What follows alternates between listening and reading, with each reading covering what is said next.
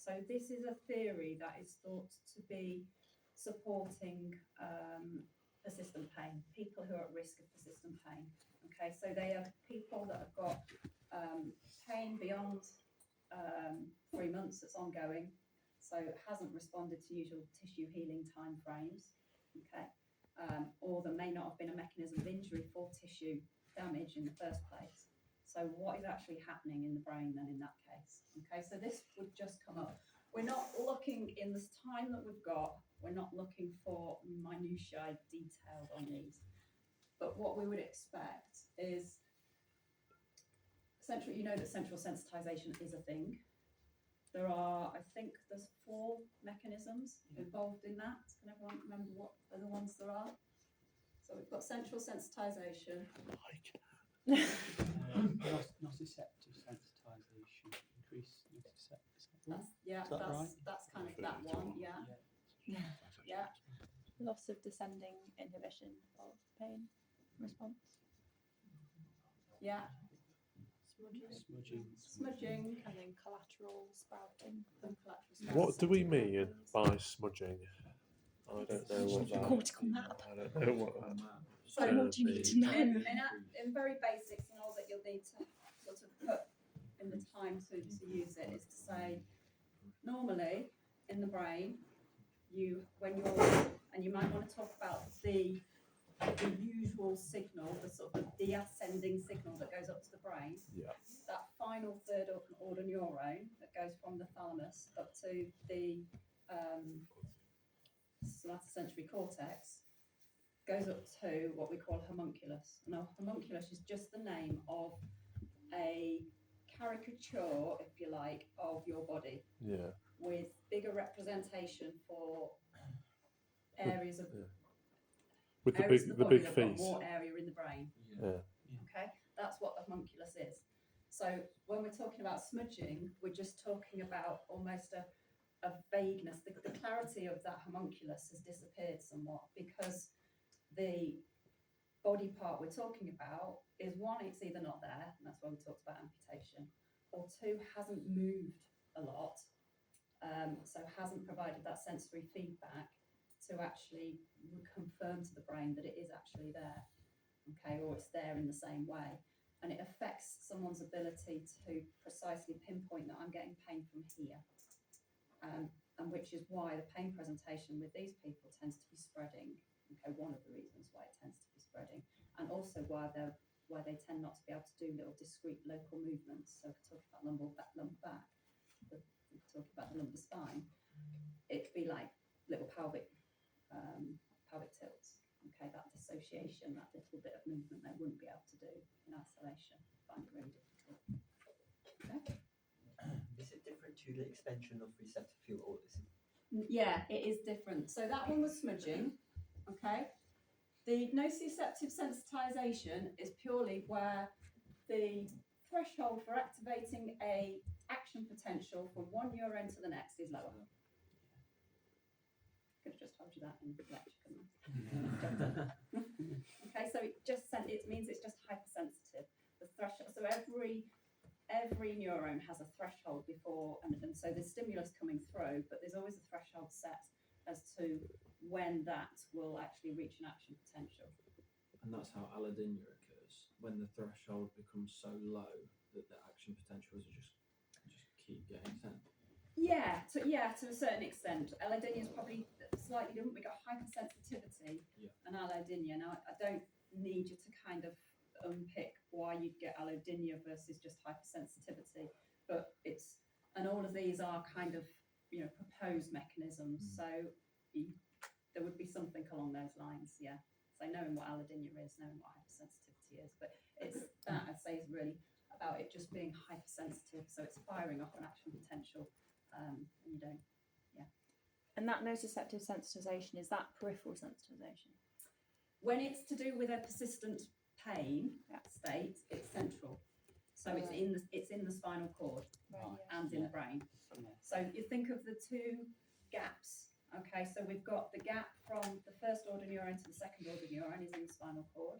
So that's hypersensitive, and the synapse between the thalamus and the third order, third order neuron, that's going to be hypersensitive. Yeah. There are probably lots of other synapses as well that are also affected in that, but that would be fine for you to demonstrate your understanding of first, second, third order neurons, but that relaying of that signal. So peripheral sensitization, is that the initial cytokine release and the beginning of that immune response and the Yeah, when you get an inflammatory acute tissue response. damage, right? Okay, you'll yeah, also get peripheral Peripheral, okay. sensitization, which is like that initial injury when you feel like Yeah. it's everywhere and Yeah. it really hurts at that point. It's like a protective mechanism, really. But this is a protective mechanism gone wrong almost. It's like, hypersensitive. Okay. Right, loss of descending inhibition. This is where you focus on the descending signal partly. So you can talk about the ascending. When you're talking about descending pain suppression system or the endogenous opioid system, both means the same thing. You talk about the ascending, and the important thing to remember is you talk about the projections to the periaqueductal grey. Okay, that periaqueductal grey receives other information that comes from the rest of the brain, and that influences the descending signals that are coming back down to the spinal cord. Okay, so that's, if you say that in a nutshell, fantastic. Okay. The extra bit on the icing is like, well, but how? What's it actually doing? And again, it's more complex than this, but the simplified version is, well, to go back to what we were talking about earlier, to get a signal from an action potential from one neuron to the next, you need a neurotransmitter in the middle. Yeah, substance P. Yeah. And these descending signals have the potential to inhibit the release of substance P. Okay, but if you've got a lot of thought and worry and everything and that going on in your head and expectations that this is disabling and everything else, then you're not going to get the same release of those endogenous opioids that are going to block substance P. Because is that where the projections say, we've been here before, this movement's dangerous, going forward it sends that protective pain That's response? part of what's happening in the brain. Yeah. So that memory of, yeah, I remember this, I'm going to make this really hurt. So don't forget, it's the brain that produces a pain response that it thinks your body needs in order to protect it. Okay, so it's like, it consults its memory, but it also consults the cognitive thought processes. What's my family members? Is this a genetic thing? Oh, my cousin had this kind of condition, they ended up in a wheelchair, or I remember this pain previously, what does that mean? Or, oh, this means I'm not going to be able to work again and I'm going to have a real struggle to support my family and that worry and everything. So all of those connections, everything in the brain is all happening and sending different inputs to the periaqueductal grey, okay, that affects then what's happening. The two opioids that we're talking about when we're talking about being released by the descending, there? endorphins and encephalins. Yeah, enkephalines. Spelled the same, but yeah, endorphins and enkephalines are the two endogenous opioids that we're talking about. But you don't need to go, I don't know it, but beyond, it's something to do with blocking receptors and blocking substance P. It's just that's the outcome of it. Okay. You don't need to go to that level of detail. And if you've said all that, we're on like 100%. So you only need 50 to pass. I was a bit confused about the depression, the pain, the descending pathway, because the periaqueductal grey is where the information is collated and generates the descending pain input. But isn't the synapse in the nucleus raphe magnus lower down? That's another centre, but they're both. There's lots of other, how we're going to pitch it to you is a really simplified version. Okay. So you might read about a different neurotransmitter as well. Because there's more than just substance P. Yeah. There's a lot of different areas in the brain. So yes, that will be a case. And if you say those as well, that's fine. Okay, right.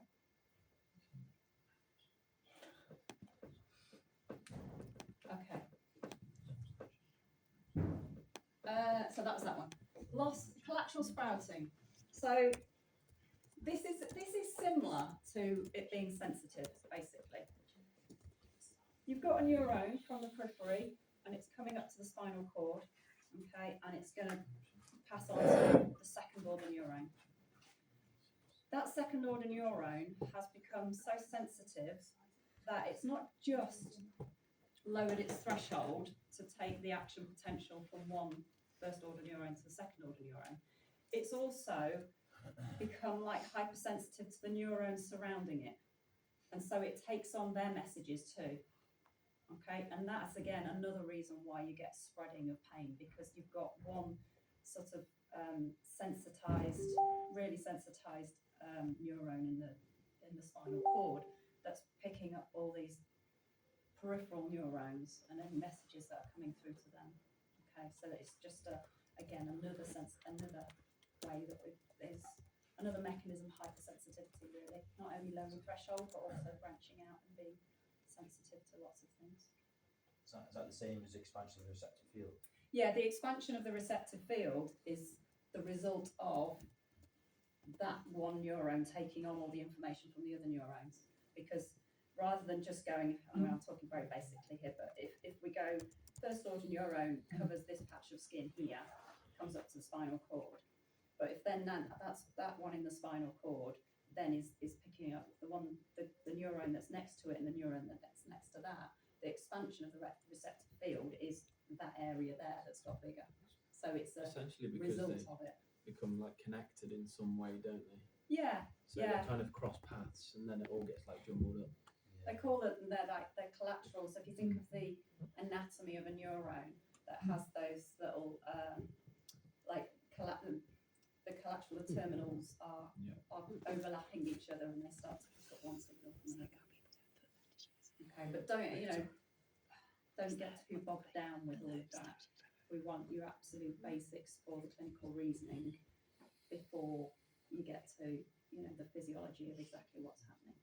Okay, if you can only name 4 different mechanisms, and then we say, can you explain that for me? And you say, no, that's not going to result in a failure.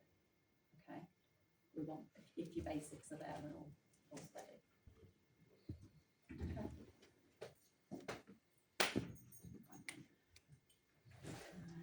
So that covers that. Any more questions on that one? Happy with that. Okay, some of my things I wanted to go through. What do you think some of the practical skills might be for some of these scenarios? Question to you. Mackenzie. What about Mackenzie? Stages. Forced progression. Stages of forced progression. Yes. How would it be a practical skill? How do you think So, we'd be able to do that? yeah. Teaching it to somebody else. Okay, yes, so knowing your stages, being able to teach it to somebody else. What else might be your practical? Maitland's. Yeah, grade 1 or Grade 1, 2. 2, 3. Mhm. Pivums and sentences, pavums. Mhm. Neurological assessment. So Yeah, don't forget the Monotones, assessment part of it dermatomes. as well. So look through the cases, pick out any skill that's been involved in the assessment as well. So that could be like even just getting your partner, your model, to do active movements with overpressure. Okay, so making sure you know where your handling is, where you're standing, how you would do that. So is there a possibility that we could get tested on practical elements which aren't from this module? No, such as? Have you got something in mind that you want to rule out? Looking at active or passive range, or active range of motion of the spine. Okay, so with that, yeah, if it's in the assessment of the case scenario, then yes. Okay. Okay, so an active movement, for example, an active movement with overpressure. Okay, and would that be the only thing that you haven't, that kind of, We've not had sort of specific practicals on that next module, Claire. okay. I think we'd know how to do it. Yeah, well, give it some thought. We can go through it now. Other things that you have gone through: reflexes, dermatomes, myotomes, neurodynamic tests. Yeah. You've got your Mackenzie. You've got, the teaching exercises. Okay, so an appropriate exercise that you might teach your patient, your case scenario patient. So let's just go back to active movements then, just make sure we're clear on that. So if you've got a lumbar spine patient, okay, what are you going to, first part of your assessment, done your subjective, got them stood there, they've taken off whatever clothes that you need to be able to see what you need to see, okay? And you might just do an observation first of all. So then we get on to active movements. What active movements are you going to get them to do? Flexion, extension, side flexion. Rotation. Yeah, rotation I'd be plus or minus with because, yeah, not as relative. But yeah, flexion, extension, side flexions. Okay, so you can have a little practice of this now. If someone was doing a side flexion, now you would only do an overpressure after an active movement if the movement was clear. And by clear, I mean full range of motion, no pain. Okay, so if someone goes like that and they say, no, that's absolutely fine, you then go, okay, well, might as well just do my overpressure now. Okay, and just, can I use your name? I don't think we've been through overpressures. You what? I don't think we've done this in a practical way. Yeah. Go forwards towards your toes for me. Okay, and let's just assume you're completely healthy. You are. Oh, yeah. Just go forwards towards your toes. Any problems there? Just hold yourself there for me. So, you know, I could then just put overpressure and coming on like that. Okay, and then you come back up. I would stand here. Can you arch back for me as far as you can? Any problems there? I'd put, just turn your side on for me, turn around that. You know, one hand here, one hand towards the shoulder, or if it's appropriate, kind of over the sternum, and we just do an overpressure there. Okay. What are you looking for with overpressures? Again, if it elicits any pain, can I clear that direction of movement completely? Okay. Over that way Or are they for me. just standing before the pain comes about? Yeah, and so here again, it's about your positioning really. So I'd have a hand on the hip, hand on the shoulder. Okay, there. Yeah. And then coming up and over across the other side. Hand on the shoulder there. You okay there? Yeah. Yeah. And just pushing there. Okay, so this stabilising hand is important. I don't want you to be just sort of pushing your model around and being off balance, and you would only do it on somebody who's like healthy, stable on their feet, that you weren't worried about the, you know, from your subjective, you weren't worried that you were going to have a drop attack or fall on the floor or anything like that. So it's a way of just clearing those movements. Okay.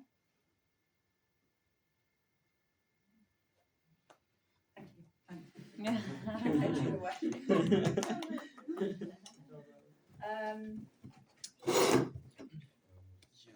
Do you want any other practical skills that you could that are Graded really exposure.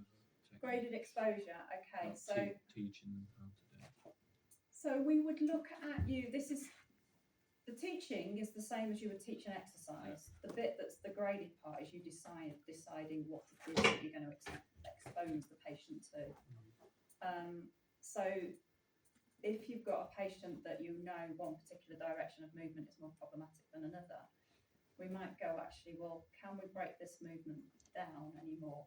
You know, this is quite a, you know, there's lots of gravitational pull, there's weight on my back sort of coming down through, there's lots of tension through the hamstring and the neural tension created when I'm just doing it standing.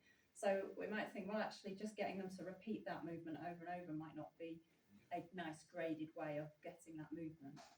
But if we break down what's actually happening here, and a big key part of it is flexion at the lumbar spine, how else can we create flexion at the lumbar spine? Supine lying, knee hooks. Yeah, knee hooks, yeah.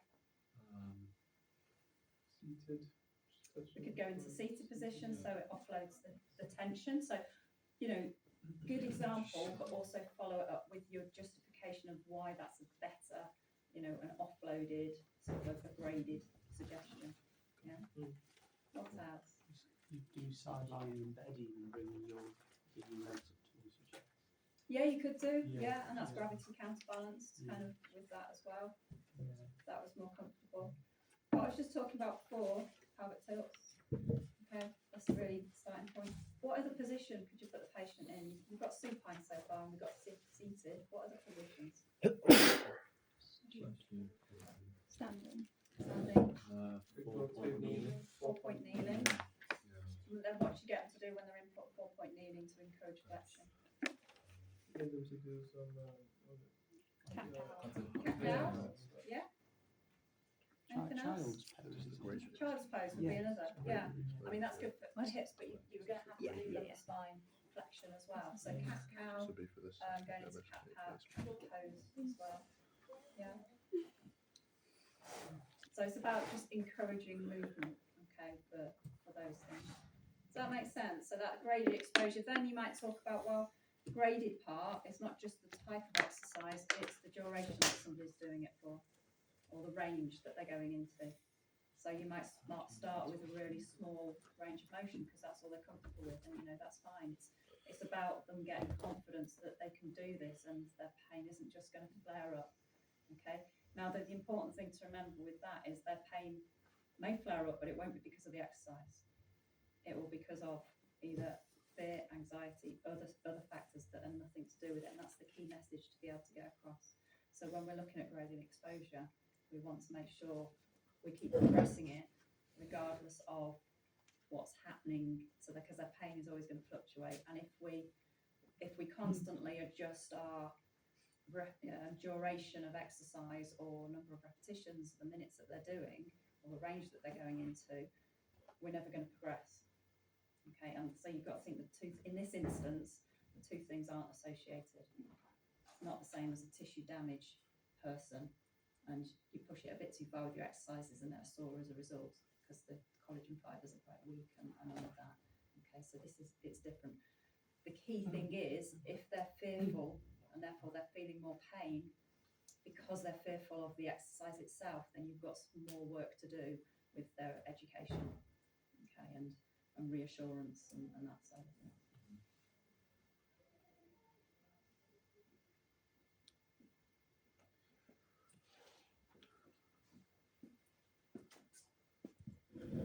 And tick that off.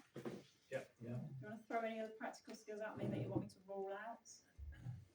How do you educate the patient about central sensitization and communicate with them?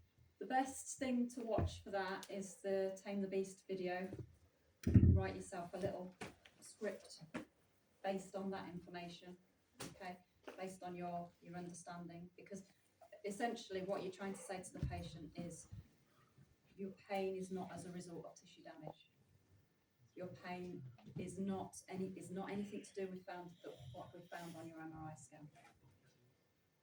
Pain works by your body sending a signal up to your brain, and your brain is interpreting it and giving you a painful response because it's learned how to do that, but also it's now got to a point where it's expecting to do that as well, and it's become hypersensitive. So this is the sort of language that you can try and use, but I'd sort of go onto that Flipping Pain site. That's not me. It is called Flipping Pain. And watch the Tame the Beast video and take note of the language that they're using, the lay language that they're using, and write yourself a little script and learn that little script. Okay, because that it's not practical, but it's an important skill. So that could be there to say, how would you explain, pain to your patient? So explaining pain to a patient isn't necessarily going to be a practical skill for the exam. It could be a practical skill. It's not a hands-on practical skill, but it's an important skill to have that can be in there. It might be like how well you explain, communicate pain, sort of lay terms to a patient. Yeah, stuff exactly. like that, right? Yeah. Okay. Yeah, because then the section on the underpinning theory would be what's your actual understanding of it. But actually, you're not going to be saying something to the patient about neurons and substance P and all of this sort of smudging and anything like that. You're going to use different language with them. Okay. Any other queries? Think about if there's any other members of the MDT that you might need to help with management of this patient, anyone that you might refer them to, and think about any, what would be a suitable outcome measure to measure their progress. Okay, and this can be, it doesn't have to be something really fancy, like a validated questionnaire or anything. This could just be what have you already taken note of in your assessment, and what are you going to go back to assess to see how well they're progressing. Okay, if you've got both, you know, great, but don't forget the basics. Don't always go to, you know, I'm going to give a 10-minute questionnaire, because you're not always going to be able to do that on every occasion. So think about your basics first.